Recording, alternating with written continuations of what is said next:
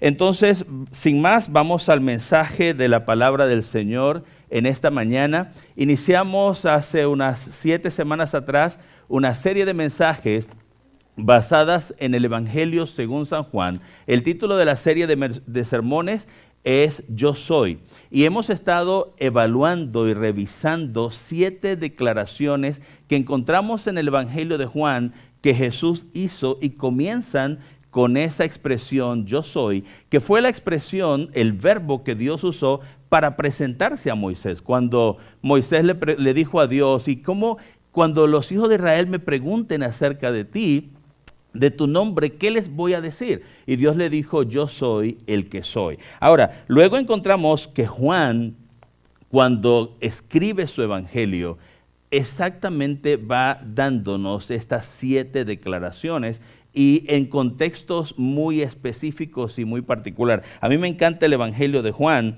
lo he leído muchísimas veces, porque Juan armoniza todo su Evangelio y va colocando cada detalle, cada información y nos comunica las enseñanzas de Jesús, los momentos precisos, con detalles muy particulares, de manera que es muy fácil entenderlo, es muy fácil comprender lo que está ocurriendo. Juan escribió su Evangelio para todas las naciones de la tierra, para todos los idiomas del mundo, para todas las culturas y para todas las sociedades. Cuando Juan estaba escribiendo este evangelio, Juan estaba pensando en la gente que iba a leerlo en la posteridad. Juan estaba pensando en el futuro, los cristianos que iban a leer este evangelio, que querían conocer más de Jesús, toda la humanidad que seguramente quería saber un poco más de Jesús. Juan estaba pensando en ellos, estaba pensando en nosotros. Y hemos visto, el día de hoy vamos a ver la número 6, hemos visto 5 de estas declaraciones. La primera que vimos fue yo soy el pan de vida. La segunda fue yo soy la luz del mundo. Me gustó esa predicación, esa enseñanza, porque aprendimos un poco de lo que ocurría en el templo. No sé si recuerdan el día de la iluminación en la tradición hebrea. También vimos luego yo soy la puerta de las ovejas, y Jesús dijo también yo soy el buen pastor, y Juan narra cómo Jesús usó el redil de las ovejas y todo aquel contexto cultural, y Jesús lo usó para enseñar. Y estas enseñanzas que Jesús entrega eran muy importantes en su momento histórico porque tenían mucho que ver con cómo la gente vivía. Jesús usa estas expresiones muy cercanas a la gente y siguen teniendo vigencias para nosotros el día de hoy, a pesar de que nosotros no vivimos en un contexto de pastoreo de ovejas, a pesar de que tratamos de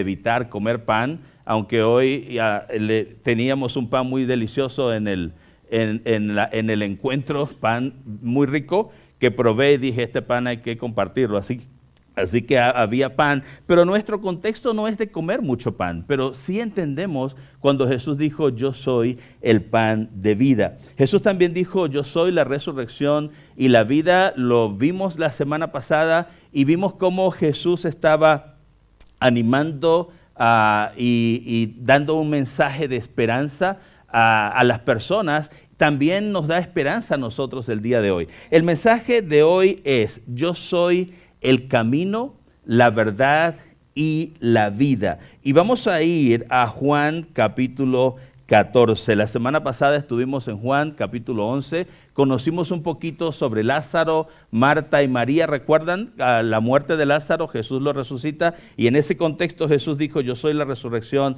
y la vida. Pero hoy en Juan 14 vamos a ver a Jesús diciendo, yo soy el camino y la verdad y la vida. Nadie viene al Padre sino por mí. Vamos a ir a Juan capítulo 14 y vamos a leer los versículos del 1 al 11, pero yo quiero que usted observe aquí en la palabra de Dios, en esta conversación, porque lo que vamos a leer el día de hoy es una conversación entre Jesús y sus discípulos, y yo quiero que note mientras leemos que Jesús está muy interesado en consolar a sus discípulos. Hay una carga en el corazón de Jesús, una enorme carga en el corazón de Jesús, y está muy interesado en traer consuelo, aliento y alivio al corazón de sus discípulos, porque Jesús sabe y entiende que sus discípulos están abrumados, desconsolados. Sus discípulos tienen una enorme carga en su corazón.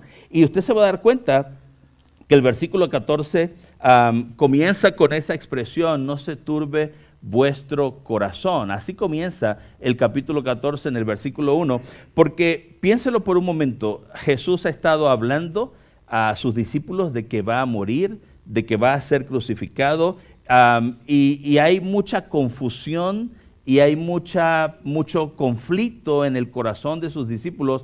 Por otro lado, esa es la perspectiva de los discípulos, están abrumados, pero si usted piensa por un momento, Jesús está consciente de que estos hombres son la continuación de su ministerio.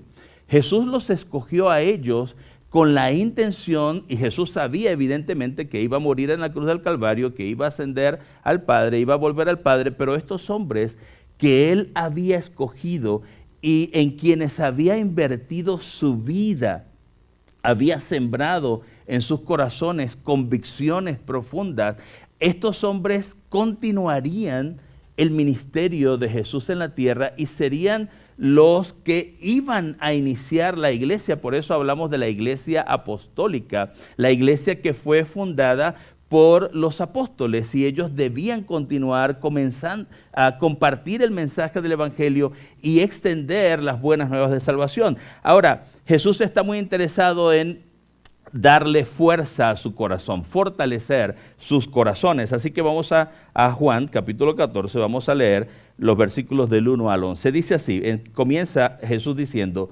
no se turbe vuestro corazón. ¿Creéis en Dios? Creed también en mí. En la casa de mi Padre muchas moradas hay. Si así no fuera, yo os lo hubiera dicho. Voy pues a preparar lugar para vosotros, y si me fuere y os preparare el lugar, vendré otra vez y os tomaré a mí mismo, para que donde yo estoy, Jesús hablando en presente, si usted comienza a notar cosas allí, vosotros también estéis. Y sabéis a dónde voy y sabéis el camino, le dijo Tomás. Señor, se da cuenta que hay bastante confusión. Señor, no sabemos a dónde vas. ¿Cómo pues podemos saber el camino? Jesús le dijo, y aquí encontramos la declaración: yo soy el camino y la verdad y la vida. Nadie viene al Padre sino por mí. Si me conocieseis, también a mi Padre conoceríais, y desde ahora le conocéis y le habéis visto. Felipe le dijo: Señor, muéstranos al Padre y nos basta. Jesús le dijo: ¿tanto tiempo hace que estoy con vosotros y no me has conocido, Felipe? El que me ha visto a mí, ha visto al Padre. ¿Cómo pues dices tú, muéstranos al Padre? ¿No crees que yo soy en el Padre y el Padre en mí? Las palabras que yo os hablo, no las hablo por mi propia cuenta, sino que el Padre que mora en mí, Él hace las obras. Creedme que yo soy en el Padre y el Padre en mí. De otra manera, creedme por las mismas obras. Fíjese, esta conversación de Jesús y sus discípulos, el contexto de esta historia que Juan nos está narrando comienza desde el capítulo 13. Todo el capítulo 13, 14, 15, 16 y 17 del libro de Juan narran lo que ocurrió una noche. En el transcurso de la celebración de la Pascua, Juan está describiendo lo que ocurrió precisamente antes de que Jesús sea arrestado, antes de que Jesús sea prendido para luego ser crucificado. Todo esto que narra Juan, desde el capítulo 13 hasta el capítulo 18, todo eso ocurre durante la Pascua, en aquella noche en que Jesús celebra la Pascua, aquella última cena que nosotros recordamos, y todo antes de ser arrestado y crucificado. Así que vamos a ir a Juan capítulo 13 para ver un poquito cómo comenzó aquella noche. Mire lo que dice en el versículo 1, Juan 13:1. Antes de la fiesta de la Pascua, sabiendo Jesús que su hora había llegado para que pasase de este mundo al Padre, como había amado a los suyos que estaban en el mundo, los amó hasta el fin. Y cuando cenaban, celebrando la Pascua, como el diablo ya había puesto en el corazón de Judas Iscariote, hijo de Simón, que le entregase, sabiendo Jesús que el Padre le había dado todas las cosas en las manos y que había salido de Dios y a Dios iba, versículo 4, se levantó de la cena, se quitó su manto y tomando una toalla se la ciñó y luego puso agua en un lebrillo, en un tazón y comenzó a lavar los pies de los discípulos y a enjugarlos con la toalla con que estaba ceñido. Fíjense, aquella noche están en el lugar donde estaban celebrando la Pascua y mientras estaban cenando, Jesús se levanta de la mesa. Y recuerde, tenga conciencia permanentemente mientras leemos las Escrituras y vamos estudiando estas historias, que Jesús sabe que, y por eso Juan dice, sabiendo Jesús que su hora había llegado, que tenía que irse, que sus discípulos iban a quedar, entendiendo Jesús por lo que ellos iban a pasar, en ese momento decide darles una gran lección de humildad, de servicio y de liderazgo. Se levanta de la mesa, toma un tazón de agua, se ciña una toalla y comienza a lavar los pies de sus discípulos uno por uno, lo cual era la costumbre de que el dueño de la casa donde venían los invitados tenía a alguien, a un sirviente, a alguien, a un esclavo o una persona que trabajaba para ellos, que recibía a los invitados en la casa y limpiaba sus pies, porque venían empolvados de caminar por las calles de tierra usando sandalias y al sentarse a la mesa no era agradable tener los pies sucios. Entonces Jesús hace lo que un sirviente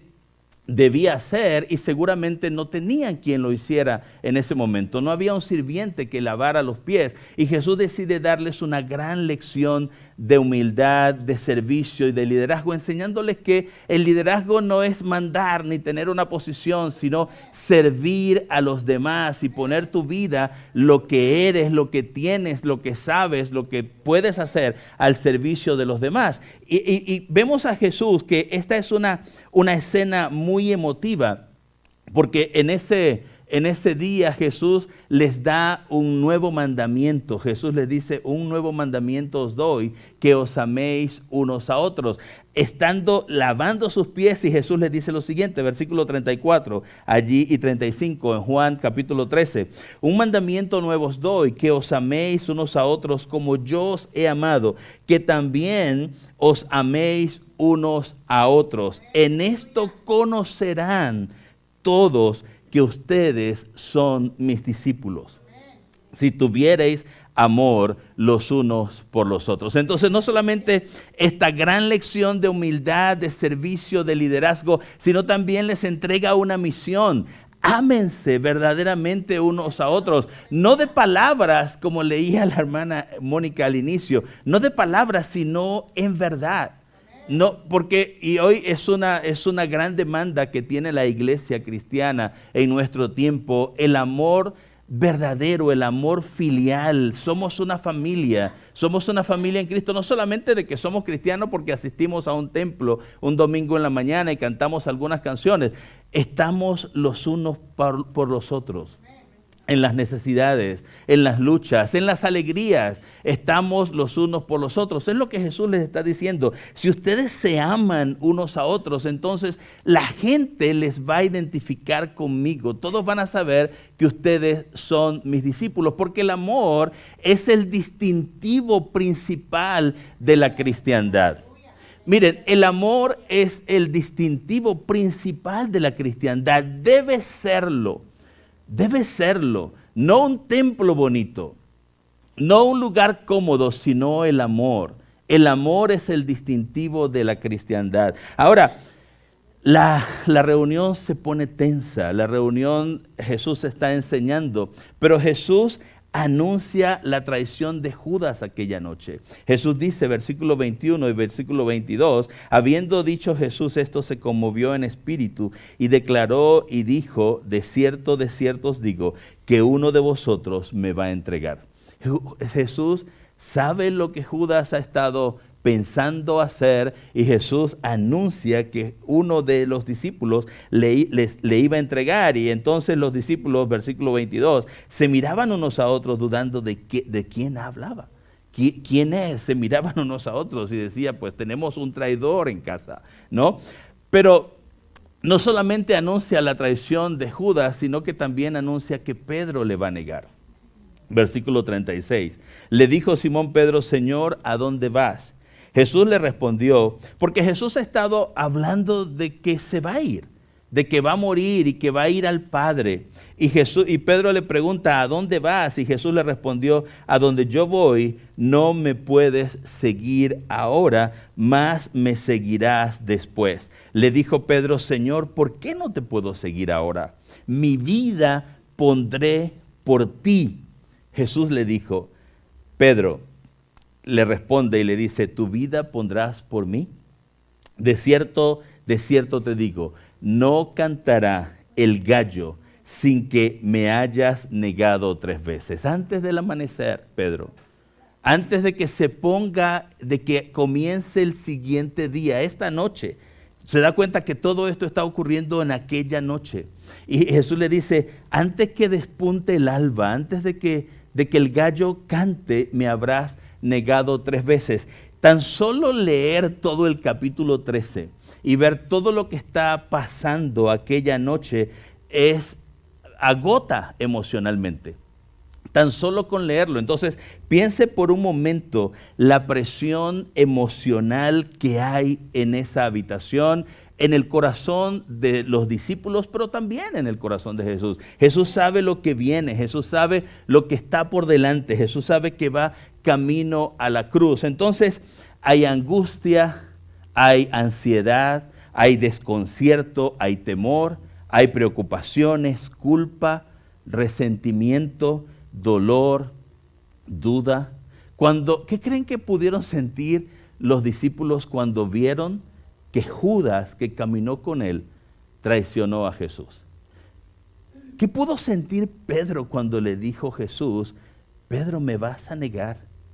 Va a amanecer, antes de que amanezca, me vas a negar 3 veces. Entonces habían un cóctel de emociones negativas en esa sala, en el ambiente, una enorme tensión. Y Jesús ha estado hablando de que va a ser arrestado, de que va a sufrir escarnio, burla, traición, negación, muerte de cruz, y que va a resucitar, todo eso junto. Y les ha dicho que se va. Imagine por un momento la mente y el corazón de los discípulos. Entonces, volvamos a Juan 14. Jesús está enfocado en traer consuelo y calma al corazón de sus discípulos. Por eso Juan comienza el capítulo 14 diciendo que Jesús dijo, no se turbe vuestro corazón. Otra versión dice, no se angustien. Hay otra versión que dicen, no dejen que el corazón se les llene de angustia. Y en inglés dice así, don't let your heart be troubled.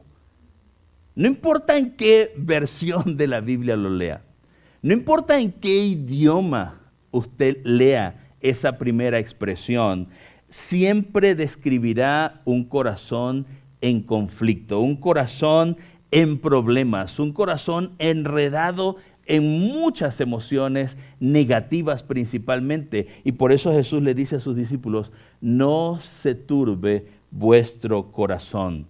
No permitan que su corazón se llene de conflicto. Y esto es lo que hay. Jesús sabe por lo que sus discípulos están pasando. Ahora, mientras yo estudiaba todo esto, hay un pensamiento que atravesó mi mente y mi corazón y quiero compartirlo con ustedes en esta mañana. Creo que el Espíritu Santo literalmente me dijo esto a mi mente porque necesitaba escucharlo. Y hay un video que tengo que grabar en inglés sobre el viernes, el Good Friday, y yo le decía al Señor, pues, no estoy bien, no me siento, no sé qué voy a decir si no tengo un conflicto porque hay algo que necesito. Y mientras estudiaba esto, Dios me dijo, las convicciones no inhiben la humanidad. Voy a decir eso una vez más y lo voy a explicar. Las convicciones no inhiben nuestra humanidad. Estos hombres tenían profundas convicciones. Su fe estaba arraigada en el Mesías. ellos sabían que Jesús era el Mesías. Tenían convicciones profundas. Jesús les había discipulado durante 3 años. Había sembrado en sus corazones una esperanza tan grande que después ellos murieron por esa esperanza, por esas convicciones. Pero ahí los vemos, temerosos, con duda, desconcertados, sintiendo culpa, sintiendo dolor, angustia y ansiedad. Entonces, nuestra fe, aunque nuestra fe sea firme, cuando atravesamos situaciones duras en la vida, lloramos, sufrimos, hay dolor en el corazón, hay angustia. La esperanza, hay convicciones firmes en nuestro corazón, pero se tambalean nuestras emociones, ¿cierto? ¿Se ha dado cuenta de eso? Somos seres humanos. Entonces, estos hombres, aunque tenían grandes convicciones, que luego murieron por esas convicciones, aquí los vemos, eran seres humanos igual que nosotros, tambaleados, licuados, literalmente, con un corazón lleno de conflictos, sufriendo, angustiados y con ansiedad. Entonces, las convicciones, nuestros principios de fe, no inhiben nuestra humanidad. Nunca van a evitar que sintamos miedo, que sintamos temor, que sintamos angustia, que sintamos ansiedad. Eso, el hecho, voy a ponerlo de la otra forma, le voy a dar la vuelta. El hecho de sentir angustia, ansiedad, dolor, pesar en el corazón, el hecho de sufrir por algo, no significa de que no tenemos fe, no significa de que no hay convicciones en nuestro corazón, solo significa que somos seres humanos. Y que vivimos en un mundo lleno de pesar, lleno de dolor y sufrimiento. Un mundo donde tenemos que sufrir. Y ser seres humanos es eso, pasar por sufrimiento y angustia y dolor. Entonces, las convicciones que tenían estos hombres no inhibieron en ningún momento su humanidad. Eran seres humanos y ahí están sufriendo. Y Jesús entiende tan bien esto, que está muy interesado. En el resto de los capítulos, se lo dejo de tarea, en el resto de los capítulos usted se da cuenta que Jesús quiere consolarles, que Jesús quiere alentarles, que Jesús quiere traer paz y calma a sus corazones en conflicto. Entonces, número 1 ahí en sus notas, entendiendo que la razón principal de Jesús es traer paz al corazón de estos hombres, traer consuelo al corazón de estos hombres. Lo primero que encontramos en el pasaje es que Jesús habla de una paz que ofrece consuelo. Una paz que ofrece consuelo. Y por eso Jesús dice, no se turbe vuestro corazón. Y esa frase está acompañada de esta siguiente frase. ¿Creéis en Dios? Creed también en mí. ¿Creéis en Dios? Creed también en mí. La paz que ofrece consuelo. Es sumamente importante observar que Jesús entiende que se acerca un tiempo difícil, que se acerca un tiempo donde sus discípulos van a vivir emociones más fuertes, más difíciles. Y Jesús está viviendo también en su humanidad mucho dolor. Y mire lo que dice Isaías acerca del Mesías.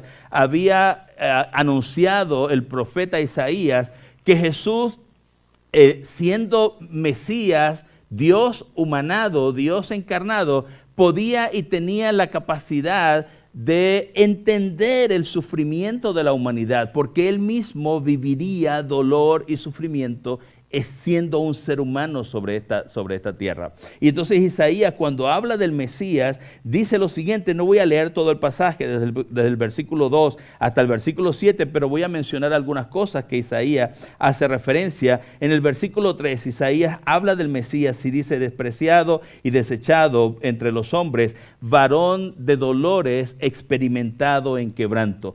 Isaías dice, el Mesías va a sufrir, va a experimentar el dolor que sufrimos como humanidad. Dice el versículo 4 que Él sufrió nuestros dolores. Él experimentó el dolor humano. Entonces Jesús entiende el dolor. Jesús entiende el sufrimiento de la humanidad. Y cuando mira a sus discípulos y ve el rostro de sus discípulos, ve un corazón en conflicto. Ve un corazón turbado. Y dice el versículo 7, angustiado él y afligido, no abrió su boca, como cordero fue llevado al matadero, como oveja delante de sus trasquiladores. Ese versículo 7, Isaías está hablando de esa última semana. Isaías está hablando de la pasión del Cristo, está hablando de ese, precisamente el versículo 7 se refiere a aquella noche. Isaías dice, angustiado él y afligido, no abrió su boca, como cordero fue llevado al matadero y como oveja delante de sus trasquiladores, se enmudeció y no abrió su boca. Ese versículo 7 apunta precisamente a aquella noche cuando Jesús es arrestado, llevado ante el sumo sacerdote Caifás. De allí lo llevaron ante Pilato, ante Herodes y Jesús, y fue golpeado por los romanos, vituperado, burlado, y Jesús como una oveja mansa delante de quien le trasquila, no abrió su boca. Jesús entiende el dolor de la humanidad, pero no solamente entiende, sino que también Isaías habla de que el Mesías venía a traer paz que consuela, venía a consolar y a traer paz. Isaías 61 dice el verso 1, el Espíritu de Jehová el Señor está sobre mí, porque me ungió Jehová, me ha enviado a predicar buenas nuevas a los que tienen un corazón licuado por las emociones duras, difíciles que tenemos que vivir, a los abatidos, a vendar a los quebrantados de corazón. Versículo 2 dice al final, a consolar a los enlutados. ¿Quiénes son los enlutados? A Marta y María, que habían vivido la muerte de Lázaro. A nosotros, cuando tenemos que llorar y sufrir por la pérdida de alguien que amamos. Jesús entiende el dolor de la humanidad y ha venido a consolarnos porque Dios entiende nuestro dolor. Versículo 3. A ordenar que a los afligidos de Sión se les dé gloria en lugar de ceniza, óleo de gozo en lugar de luto, manto de alegría en lugar del espíritu angustiado. Entonces el Mesías, decía el profeta Isaías, no es solamente alguien que viene a sufrir y a entender el dolor de la humanidad, sino que también es alguien que viene a traer consuelo, que viene a traer paz. Entonces Jesús ofrece a sus discípulos esa paz que trae consuelo, y la paz que ofrece consuelo se fundamenta en conocer y creer en Jesús. Se fundamenta, esa paz que nos consuela se fundamenta en confiar, conocer a Jesús. Por eso Jesús le dice, ¿creéis en Dios? Creed también en mí. ¿Creéis en Dios? Creed también en mí. Entonces, quiero que vea el resto de la conversación para entender un poquito lo que Jesús está diciendo. Versículo 7 de Juan capítulo 14. Si me conocieseis a mí, también a mi Padre conoceríais. Y desde ahora le conocéis y le habéis visto. Felipe le dijo, Señor, muéstranos al Padre y nos basta. Jesús le dijo, ¿tanto tiempo he estado con vosotros y no me has conocido, Felipe? El que me ha visto a mí, ha visto al Padre. ¿Cómo pues dices tú, muéstranos al Padre? ¿No crees que yo soy en el Padre y el Padre en mí? Las palabras que yo os hablo, no las hablo por mi propia cuenta, sino que el Padre que mora en mí, Él hace las obras. Creedme que yo soy en el Padre y el Padre en mí. De otra manera, le dijo a sus discípulos, créanme por todos los milagros que han visto. Y en ese momento Jesús está intencionalmente queriendo que sus discípulos traigan a la memoria y a sus corazones todas las experiencias que han vivido con Él. Entonces Jesús le está diciendo a sus discípulos, el Padre y yo uno somos.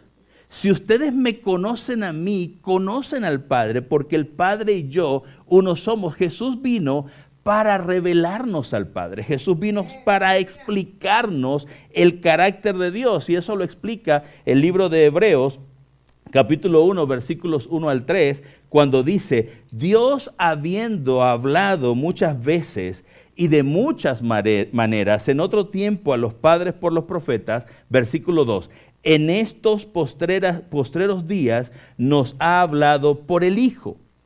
Es decir, Dios se ha revelado a través del Hijo, a quien constituyó heredero de todo y por quien asimismo hizo el universo, el cual, es decir, el Hijo, siendo el resplandor de su gloria y la imagen misma de su sustancia. Es decir, que el escritor a los hebreos está explicando que Jesús es Dios, que Jesús, yo y el Padre, dice Jesús, uno somos, y Jesús es la imagen misma de su sustancia, el mismo ser. Ahora, quiero explicar esto un poquito, porque Jesús les está diciendo a sus discípulos, creéis en Dios, creed también en mí. Y Jesús le está diciendo, ustedes creen en Dios Padre Todopoderoso, creador del universo, sustentador de la creación, que es invisible. Creen en Dios creador, anunciado por los profetas. Ustedes creen lo que Moisés ha dicho. Ustedes tienen fe en un Dios que no han visto, pero que ha sido testificado por la nación, por nuestros ancestros, por nuestros antepasados, por los profetas. Nos han hablado de Él. Así como creen en Él, que es invisible, pues así deben creer en mí también. Y Jesús les dice, porque ya yo no voy a estar más con ustedes.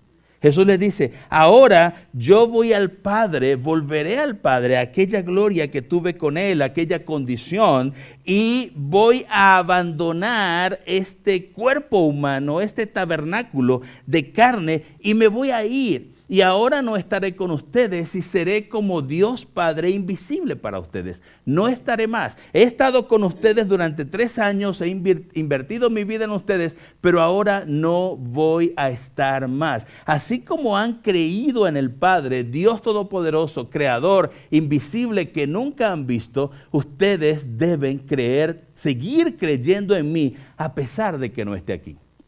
Eso es lo que Jesús les está diciendo. Y mire que Luego, más adelante en la historia, Pedro escribe una carta a la iglesia y hace referencia a ese concepto, a esa idea de fe a pesar de no haber visto. Mire lo que dice Primera de Pedro, y no voy a leer todo el texto bíblico, pero puede anotar allí. Pero Pedro está hablando a la iglesia. Esto, fíjese, nos estamos moviendo en la línea de tiempo, tal vez unos 60 años más adelante, más o menos, para la iglesia ya Jesús murió, resucitó, los apóstoles predicaron el evangelio, se comenzaron a constituir iglesias. Pedro es un anciano y escribe estas cartas a las iglesias, entonces ha pasado mucho tiempo ya. Y Pedro escribe lo siguiente, voy a leerlo todo para entenderlo. Pedro le dice así a la iglesia: bendito el Dios y Padre de nuestro Señor Jesucristo, que según su grande misericordia nos hizo renacer para una esperanza viva por la resurrección de Jesucristo de los muertos, para una herencia incorruptible, incontaminada e inmarcesible. Pedro escribe a pesar de haber sido un hombre sin educación, sin cultura, escribe con grandes letras una enorme y profunda teología. Dice: reservada en los cielos para vosotros, evidentemente inspirado por el Espíritu Santo, que sois guardados por el poder de Dios mediante la fe, para alcanzar la salvación que está preparada para ser manifestada en el tiempo postrero, en lo cual vosotros os alegráis, aunque ahora por un poco de tiempo, si es necesario, tengáis que ser afligidos en diversas pruebas, para que sometida a prueba vuestra fe, habla de las aflicciones, del dolor que atravesamos como seres humanos. Mucho habla de la fe diciendo: mucho más preciosa que el oro, el cual, aunque perecedero se prueba con fuego, sea hallada, hablando de la fe, sea hallada en alabanza, gloria y honra. Y dice: cuando Jesucristo sea manifestado. Versículo 8. A quien ustedes aman sin haberle visto. ¿Sí me está siguiendo? a quien yo le vi, dice Pedro, estuve y caminé con él, pero Pedro ya anciano le escribe a la iglesia, gente que nunca vio a Jesús, nunca le conoció en persona, nunca estuvo presente en alguno de los milagros.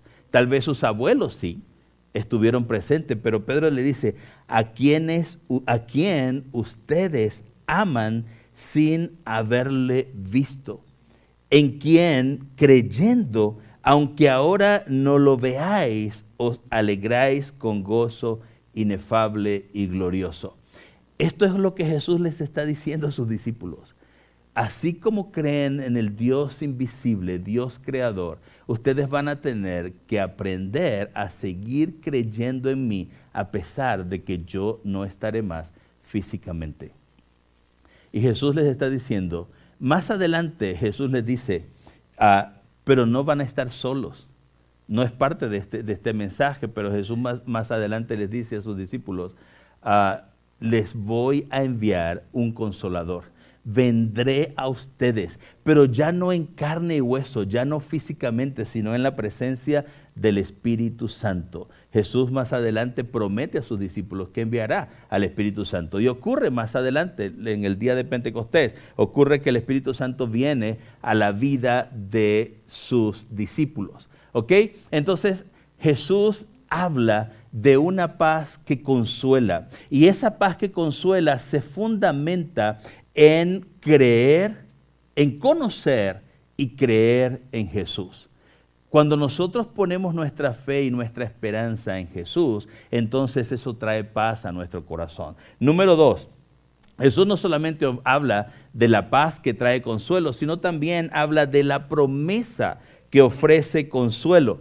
La promesa que ofrece consuelo. Y lo leemos en el versículo 2, dice, en la casa de mi Padre muchas moradas hay. Si así no fuere, yo os lo hubiera dicho. Voy pues a preparar lugar para vosotros. Y si me fuere y os prepararé el lugar, vendré otra vez y os tomaré a mí mismo para que donde yo estoy, vosotros también estéis. Entonces, otra vez, en nuestras mentes, los discípulos están con un corazón en problemas, un corazón cargado y turbado. Y Jesús les habla de la paz que se fundamenta en el hecho de que creyendo en mí, ustedes tendrán paz. Así como han creído en el Dios invisible, todopoderoso, de ahora en adelante su paz va a depender de su fe en mí, a pesar de que no estoy, aunque ustedes no van a estar solos, van a tener la presencia del Espíritu Santo.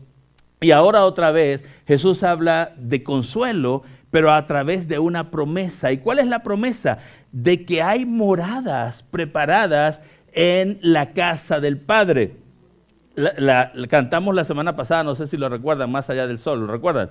Más allá del sol, más allá del sol, yo tengo un hogar, hogar. Esta canción está inspirada en esa promesa, que hay un lugar que Jesús fue a preparar y le dice a sus discípulos, en la casa de mi Padre hay un lugar, un hogar para ustedes. Yo voy a preparar un lugar para ustedes, vendré otra vez y los tomaré a mí mismo para que donde yo esté, ustedes también estén. Ahora, cuando nosotros estudiamos este concepto en la Biblia, la casa del Padre, y revisamos las Escrituras, nos damos cuenta de que el templo representaba para la nación, para los judíos y especialmente para los discípulos, la casa del Padre. No sé si recuerdan la historia, Jesús va al templo y hay un mercado, hay mesas y están vendiendo, cambiando monedas y vendiendo animales y Jesús se molesta.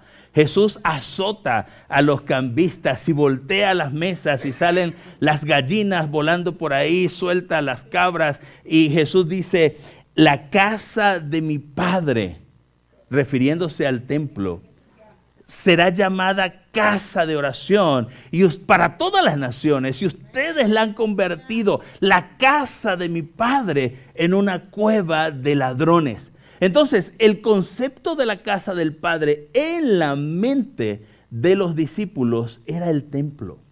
El concepto de la casa del Padre en la mente de quienes escuchaban esta expresión era el templo. El templo representaba la casa del Padre, pero el templo era una figura ilustrativa. Era una figura que representaba algo más importante, más grande, más glorioso que un tabernáculo terrenal. El templo comenzó a ser, antes de ser templo, comenzó siendo un tabernáculo de tiendas. ¿Recuerdan? Cuando el pueblo de Israel sale de Egipto, Dios le dice a Moisés que construya un lugar, y se movían de un lado a otro, y ese tabernáculo lo iban armando y desarmando, y llevaban el arca del pacto y los utensilios del templo, del tabernáculo en ese momento. Luego se construye un templo, y en la idea de la nación, la casa del Padre es el templo. Pero mire cómo lo explica el libro de Hebreos. Dice así: el libro de Hebreos en el capítulo 9 explica el templo. Todo lo explica el tabernáculo, explica qué significa. Y en el versículo 23 y 24, el escritor a los Hebreos dice: fue pues necesario que las figuras de las cosas celestiales fuesen purificadas así. Hablando de los ritos, recuerda que sacrificaban y derramaban sangre, pero las cosas celestiales mismas, con mejores sacrificios que estos. Versículo 24. Porque no entró Cristo en el santuario construido de tiendas en el tabernáculo, o construido de bloques de mármol en el tiempo de Jesús. Y más adelante, porque no entró Cristo en el santuario hecho de mano, figura del verdadero, sino en el cielo mismo, para presentarse ahora por nosotros ante Dios. Es decir, voy a traducir eso en mexicano, en español, en venezolano, en lo que sea, de donde usted sea. El templo, el tabernáculo, representaba la presencia de Dios en el cielo. Era una figura. El templo representaba el trono de Dios, la presencia de Dios, la casa del Padre. Por eso el escritor a los Hebreos dice que el templo, el santuario hecho de mano, ya sea el tabernáculo, no importa el momento de la historia, el tabernáculo o el templo luego construido, hecho de manos humanas, ese terrenal era una figura del verdadero. Es decir, que si usted piensa, cuando Dios le dice a Moisés y le da indicaciones para el tabernáculo y le dijo: vas a hacer un lugar santo y un lugar santísimo, Dios le está mostrando cosas celestiales a Moisés que Moisés no entiende. El diseño del tabernáculo habla de la casa del Padre en el cielo. Y por eso Dios le dijo a Moisés y le dijo: tienes que colocar una cortina que divida el lugar santo del lugar santísimo. Y solamente en el lugar santísimo entrará el sumo sacerdote una vez al año, y no puede entrar sin sangre, debe entrar, se recuerda del día de la expiación que ya lo explicamos. Entonces, cuando Dios le está diciendo a Moisés, como un arquitecto diseñando, dándole idea, porque si usted lee, cuando lee esas escrituras, usted se da cuenta que Dios le da medidas y le da dirección de cómo se iban a colocar los utensilios y dónde iba a estar. Dios le está transmitiendo a Moisés lo que está en el cielo, y Moisés está construyendo una figura de lo celestial. Y muy probablemente es posible que Moisés no lo entendió nunca. Y les dije la semana pasada que cada vez que sacrificaban un cordero, no perdonaba Dios a la nación por la sangre del animal. Dios perdonaba a la nación por el sacrificio que se haría cientos, miles de años después en la cruz del Calvario. Esa era la sangre que valía, esa era la sangre que expiaba, esa era la sangre que limpiaba el pecado de la nación, pero que ahora en su presente histórico era un cordero animalito que mataban. ¿Sí me está siguiendo, verdad? A mí me emocionan todas estas cosas porque es interesante ver las escrituras y cómo podemos comprender. Ahora, la casa del Padre de la cual Jesús habla es el cielo. Un día, amados hermanos, estaremos en la casa del Padre. Y cuando Juan, anciano, ya listo para morir, estaba en la isla de Patmos, estaba allí, lo habían arrestado y lo habían exiliado a esa isla. Juan tiene el privilegio de ver la casa del Padre y ver cosas celestiales y las describe en el libro de Apocalipsis. A la gente le da temor leer el libro de Apocalipsis porque dice hay tantas cabezas de monstruos y todas estas cosas. Porque es sencillo, solamente piense, Juan está viendo cosas del futuro, está viendo cosas celestiales y en su lenguaje y en su cultura trata de describir y trata de explicar lo que ve. Por eso usted ve dragones y cabezas y cuernos, pero no son dragones ni cuernos ni cabezas, son naciones, son sistemas de gobierno, sistemas políticos, organizaciones que Juan describe en su lenguaje, hasta lo que conoce en su momento histórico. Y cuando Juan ve, dice en Apocalipsis capítulo 21, ya terminando el libro, Apocalipsis capítulo 21, versículos 1 al 4, Juan dice: vi un cielo nuevo y una nueva tierra, porque el primer cielo y la primera tierra pasaron, y el mar ya no existía más. Y yo, Juan, vi la santa ciudad, la nueva Jerusalén. Juan no está hablando de la nueva Jerusalén que él conocía. Lo que pasa es que lo que Juan ve es tan hermoso, tan glorioso, que parecía cuando caminaban, iban camino a la ciudad santa para ellos, la Jerusalén, la ciudad santa, donde estaba el templo. Y llegaban a la colina y veían la ciudad hermosa y el templo que brillaba. La ciudad era gloriosa. Ahora Juan usa esta expresión, la nueva Jerusalén. No es Jerusalén la ciudad, no es el templo que está allá en Judea. Juan se refiere a algo celestial. Por eso dice la nueva Jerusalén. Y dice que la ve descender del cielo. Desciende del cielo de Dios y dice, Juan usa esta expresión, dispuesta o preparada como una esposa, como una novia ataviada para su marido. Y oí una voz del cielo que decía: he aquí el tabernáculo de Dios con los hombres. Aquí está ahora la morada, la casa de Dios con los hombres. Dice, y Él morará con ellos, y ellos serán su pueblo, y Dios mismo estará con ellos como su Dios, y enjugará Dios toda lágrima de sus ojos, y ya no habrá muerte, ni habrá más llanto, ni clamor, ni dolor, porque las primeras cosas pasaron. Jesús les está diciendo a sus discípulos, en la casa de mi Padre, en el cielo, muchas moradas hay. Voy a preparar un lugar para ustedes. Y esas promesas sostuvieron el corazón de sus discípulos por décadas y décadas. Y entregaron su vida porque sabían que esta vida no era todo, que había un lugar preparado para ellos en la casa del Padre. Y eso trae consuelo, nos trae consuelo en nuestras debilidades, en nuestras luchas, en nuestras dificultades. Un día estaremos en la presencia del Señor por toda la eternidad. Y esta promesa ofrece consuelo porque se fundamenta en la presencia de Dios.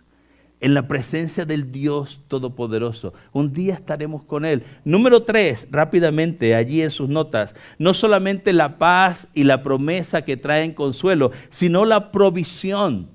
La provisión que ofrece consuelo. Jesús le dice, y si me fuere y os prepararé el lugar, voy a preparar lugar, le dijo, y me voy a preparar lugar, dice, vendré otra vez y os tomaré a mí mismo para que donde yo estoy vosotros también estéis. Y sabéis a dónde voy y sabéis el camino. Le dijo Tomás, Señor, no sabemos a dónde vas. ¿Cómo podemos pues saber el camino? Jesús le dijo, yo soy el camino y la verdad y la vida. Nadie viene al Padre sino por mí. Hermanos, Cristo es la provisión de Dios para ir a la presencia del Padre.